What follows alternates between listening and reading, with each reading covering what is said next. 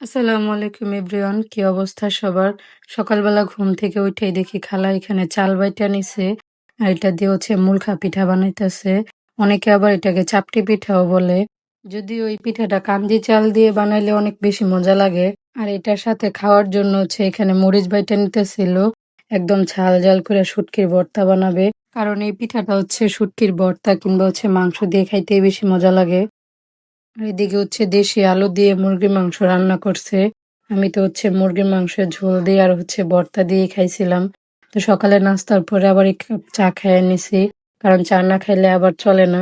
ইজান রে এদিকে আমার খালা মাটিতে বসাই দিছে, বাচ্চারা মাটি দিয়ে খেললে নাকি হেলথ ভালো থাকে, এর জন্য ডেক পাতিল দিয়ে বসায় রাখছে ওরে। তো যেই গরম পড়ছে, তো পরে এখানে মিষ্টি আর দই খাইয়ে নিছিলাম। তো খালার শ্বশুর এখানে কচু ক্ষেত করছিল। তো খালা এখান থেকে লতি পাইরা নিতেছিল, মাশাআল্লাহ অনেক সুন্দর সুন্দর লতি হয়েছে। তো খালা আমার বলতেছে যে এগুলা ভিডিও করো, দেখাও যে আমাদের কাছে কত সুন্দর লতি হয়েছে।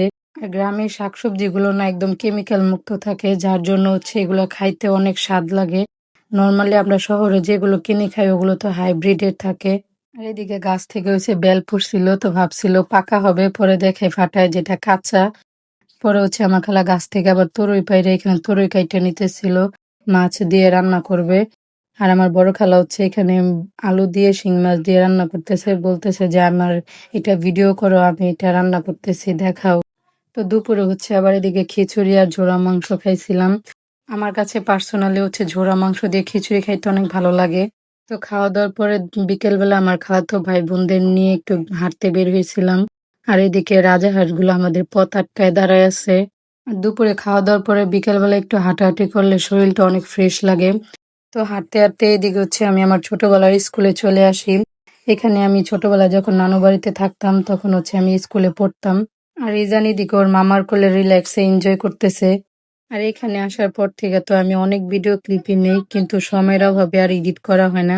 কারণ এখানে আসার পর থেকে সারাদিনই খাওয়ার উপরে আর ঘোরাঘুরির উপরেই থাকি। আর এদিকে ইজানরে বসাইছিলাম ছবি তোলার জন্য। আসলে বাচ্চাদের ছবি তোলাটা একটা ধৈর্যের ব্যাপার।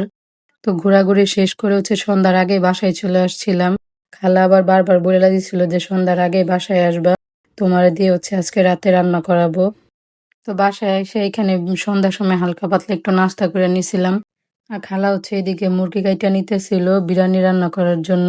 আমার হাতের বিরিয়ানিটা সবাই অনেক পছন্দ করে, এর জন্য আমাকে দিয়ে রান্না করাবে। তো সবকিছু কাইটা রেডি করে দেওয়ার পরে আমি এখানে রান্নাও বসাই দিছি। তো রাতের বেলা অনেক ঝামেলা লাগে মাটির চুলায় রান্না করাটা। তার উপরে আবার কারেন্ট ছিল না। এই গরমের মধ্যে লাইট ধইরা রাইখা রান্না করছি। মাটির চুলায় রান্নাটা আমার কাছে একটা ঝামেলা লাগে। আমি তো মাটির চুলায় রান্না করলে বারে বারে চুলার আগুন নিভা যায়।